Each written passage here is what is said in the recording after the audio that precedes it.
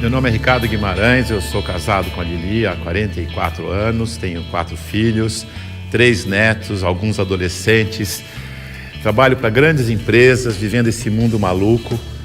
E eu vou aqui contar para vocês o que a gente está compreendendo sobre o mundo, para talvez ajudar você a tomar boas decisões a respeito da educação que você dá para os seus filhos, para a sua carreira, trabalho, enfim, com relação ao futuro de todos nós.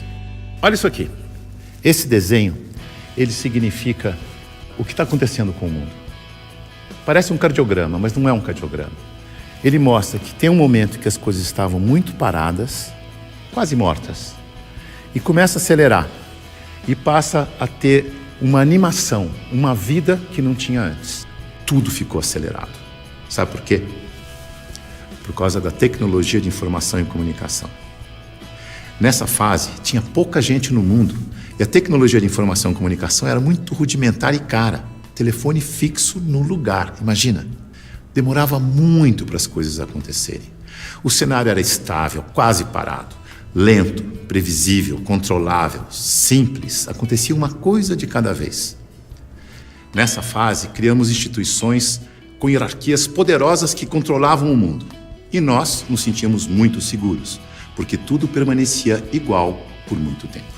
O indivíduo se submetia ao grupo, abria a mão da sua individualidade, aprendia a regra do jogo e a vida seguia em frente. Isso deu certo por um bom tempo.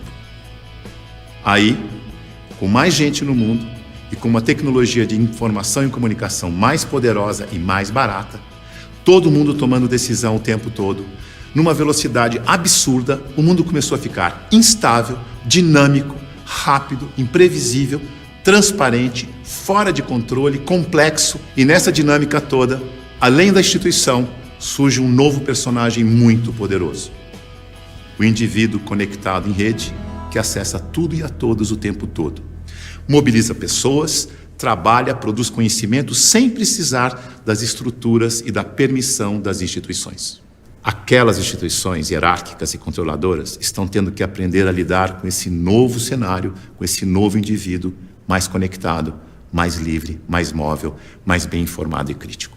O mundo mudou tanto que pessoas de muito sucesso naquele cenário estão tendo muita dificuldade para manter seus negócios e empregos nos dias de hoje. Eu vou contar a história de um executivo muito importante, de uma organização global, poderosa, que estava tendo problemas enormes, prejuízo, perdendo o mercado em todos os países em que tinha operação. Tinha brigas políticas internas entre departamentos, entre regiões, escândalos públicos, corrupção no financeiro e tudo acontecendo ao mesmo tempo, com toda essa transparência ao vivo e a cores do tempo real. Esse grande executivo viu aquele cenário e disse: eu não dou conta dessa complexidade, dessa velocidade, dessa transparência toda. Eu me demito. Aqui está ele. É o nosso querido Bento. O Bento foi sucedido por um outro executivo, que parece que foi feito sob encomenda para lidar com essa época de tanta inovação, onde o indivíduo tem que ser mais autônomo, mais senhor de si, não se submeter à instituição, mas, pelo contrário, liderar a instituição. Chico aceitou o desafio. Aqui está ele, de um jeito fácil de comparar e ver a diferença entre ele e o Bento. Veja que o Bento está arcado, submetendo ao protocolo e às regras da instituição. O Chico está mais senhor de si. Para ele ajudar a igreja, ele tinha que mudar a igreja. Para mudar a igreja, ele tinha que criticar e propor novas maneiras de fazer as coisas. Porque do jeito que deu certo no passado, não era o jeito que ia dar certo no novo cenário.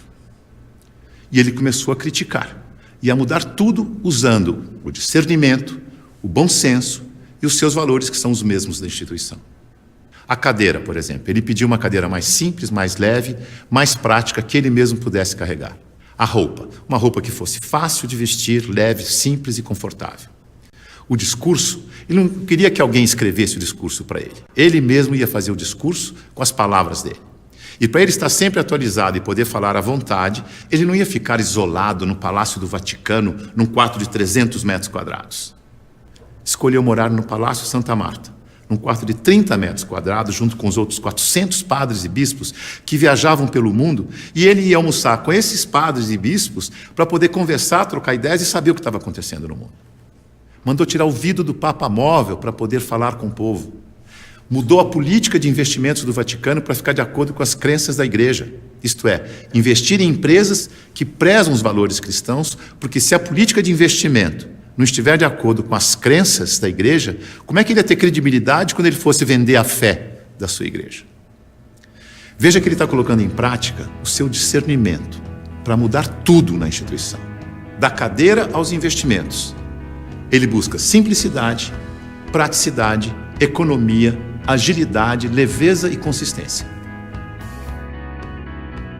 O Chico é um bom exemplo de sucesso neste novo cenário. A mudança é tão grande que os historiadores dizem que está terminando a sociedade industrial e está começando a sociedade do conhecimento, a sociedade em rede, a sociedade do indivíduo conectado em rede. É uma época de transição e nós estamos aqui, exatamente no meio dessa transição. Veja o que está acontecendo. Neste ambiente estático, estável, a boa empresa funcionava como um relógio, uma engrenagem sem vida, isolada do ambiente, tic-tac, tic-tac, tic-tac, onde o empregado era uma peça da engrenagem. O futuro era igual ao passado. Na medida em que o ambiente foi ficando mais mutante, mais veloz, novidade a toda hora, imprevisível, a empresa tem que se atualizar, aprender e evoluir o tempo todo para não desaparecer. Não é mais conservar, mas é adaptar-se, aprender, evoluir. Não pode ser um relógio que se repete eternamente igual, mas um sistema vivo, aberto, interativo, que aprende e evolui sem parar. E as pessoas não podem ser peças de engrenagem que se repetem sem pensar. Tem que ser células vivas, sensíveis, críticas, interativas, que trocam ideias, sugerem soluções, como o Chico. A boa notícia é que a gente sabe gerenciar muito bem os sistemas vivos. Sabe por quê? Porque nós somos sistemas vivos. Somos feitos de sistemas. Sistema respiratório, sistema endócrino, sistema ósseo, sistema digestivo. Sistema é um conjunto de elementos que trabalham de forma interdependente com um propósito comum. Como o nosso corpo. O ponto mais importante para a saúde do nosso corpo é a interdependência. Veja no seu próprio corpo. Nossos órgãos trabalham de forma interdependente, sempre em busca do equilíbrio do corpo. Esse é o propósito. Se um órgão declara independência, e isso se chama câncer, o corpo entra em colapso. A integração entre os órgãos desaparece. A energia do corpo se esvai, não consegue mais interagir com o ambiente nem reagir aos estímulos. Como sistema aberto, ele vai sucumbir ao cenário. Então, se você quer trabalhar numa empresa de sucesso neste cenário, ajude a funcionar como um sistema vivo aberto. Você sabe, porque você é um sistema vivo aberto. Mas aqui vão algumas dicas para ajudar. Use o seu discernimento, seu bom senso e intuição. Confie em você. Promova a integração e a interação, onde você estiver. Seja sensível a informações relevantes para aperfeiçoar seu trabalho e a empresa. E o mais importante de tudo, reconheça que a realidade é interdependente. E por isso precisa da participação de cada um e de todos para resolver os seus problemas. Lembre-se, a boa gestão da interdependência garante a boa saúde do seu corpo e da corporação. Mais uma dica, não deixe as pessoas confundirem autonomia com independência.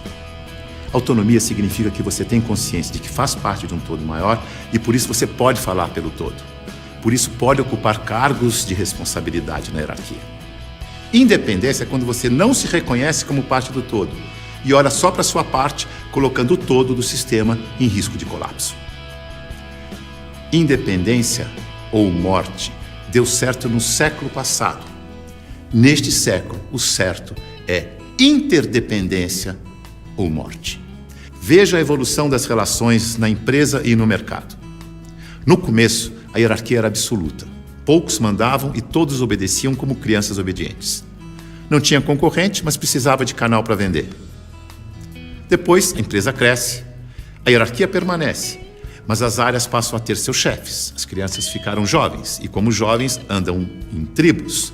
Nós versus eles. As áreas competem o tempo todo porque precisam se afirmar como jovens. Essa é a fase da independência ou morte. No mercado, o concorrente aparece e obriga a empresa a olhar para o consumidor. Hoje a competição continua, mas vai ter que conviver com a cooperação para sobreviver nesse mundo mais veloz e mutante, em que a interdependência fica cada vez mais importante. Temos que amadurecer como indivíduos e olhar para o nosso interesse pessoal e do todo ao mesmo tempo. O Papa Chico, quando falou do meio ambiente na sua encíclica, ele não falou com os cristãos apenas. Ele falou com todos que vivem neste planeta, que ele chamou de a nossa casa. É isso aí.